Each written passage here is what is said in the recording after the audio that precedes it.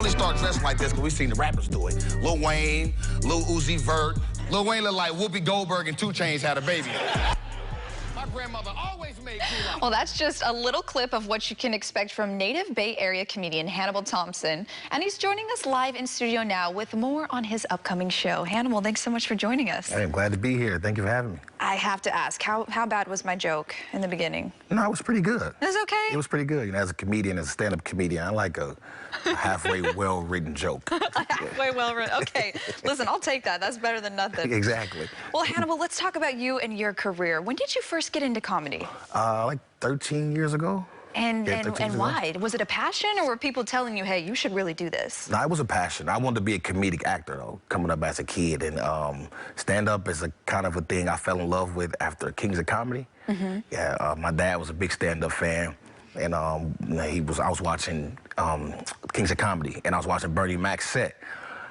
And I'm like, I want to do that one day. Like, how he can just control all those people and make people laugh like that. Like, well, ain't nothing better than that. Yeah, and now you're here living the dream. This is what you're doing now for full time. Yep. So you recently traveled actually quite a bit around the world doing some stand-up comedy. Can you tell us a little bit about that? Yes, I go over to the Middle East. Sometimes I've been to Korea, Kuwait, Japan, performing for the troops, doing the USO tour. That's awesome. Yes, and that's phenomenal. When I got a hold to that and started doing that, it really changed a lot in my career, and I still do it to this day. I love it. I just came back from Qatar and Dubai recently, or Qatar and Kuwait, excuse me, doing stand-up for the troops. And it's always good to go over there and just show your appreciation, you know, make the troops laugh. You know, they going through what they're going through, you know. So I love going over there performing for the troops.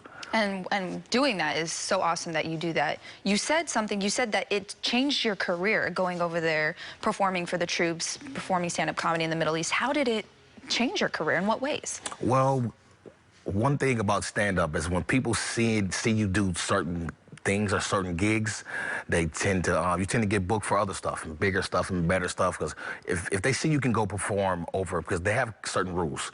So if you can go perform and do the USO tours, you can just about do, you know, any venue, anywhere, and you know, you can do the time. And so it changed in that way. It got me a lot more bookings. It showed that I was really strong as a stand-up comedian, you know, a lot of stuff. So it changed, like, for the better. And what about your social media? You play this special character on social media, especially Instagram, that so many people know and love. What inspired that character? Well, the character is All-American P. He's just a wild, obnoxious, fun, vulgar dude, you know. And a few friends actually inspired. I get this is like the first time somebody asked me this. So I took one of the friends I knew, and I took another friend, and I like combined them together. So inspired by your friends, yes, actually. it was inspired, by my P name was Bucktooth Jones before. I used to do this thing called Bucktooth Jones on YouTube. That's right before I got into stand-up. And I just translated it into All-American P. And P come from 2 of my friends. I just put them together. And one day, I just started doing, like, skits online with P and, like, 2 other characters. And people started to love it. Like, shout out to Bay Area rapper All Black. He was the first one to really catch on and start reposting it on his Instagram for people to pay attention. So people started to follow me and pay attention. I started doing more and more skits, and it started getting bigger and bigger, and they started loving P more. And then I started Instagram Live, where I do these prank calls with P on Instagram Live.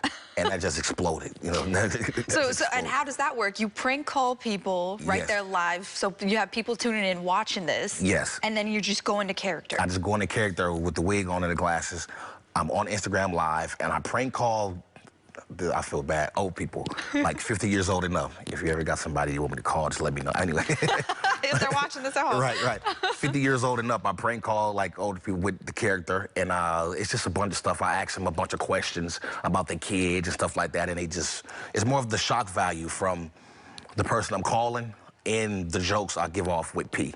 You know, so it's both. It's a great thing. I've been doing it for like 4 years now, and people love it, you know, and they show a lot of love to it. And so I love to make people laugh. So, you know, by any means necessary, I'm not going to do nothing crazy. Like, I'm not the dude that's going to be online jumping off tables and stuff like that. No, I'm going to use my God-given comedic talent. And just P was one of those things that, you know, just came about, and I just, you know, everybody love it. Well, it's cool that that is also part of kind of your comedic act. And speaking of, you actually have a couple of upcoming shows this weekend, right? Tell us about those. Here in San Francisco, I was doing this thing called Fillmore Comedy Night in the Bay right before the pandemic. I was doing it monthly, where I was the host, and we bring in a big headliner from around the country, and it was doing really well. We had DC Young Fly, we had R.I.P. AJ Johnson, we had Jess Hilarious in 2019. So we was doing it monthly, and then the pandemic hit, so we had to stop. So this is the first one back. Wow, in over 2 years. In over 2 years, right.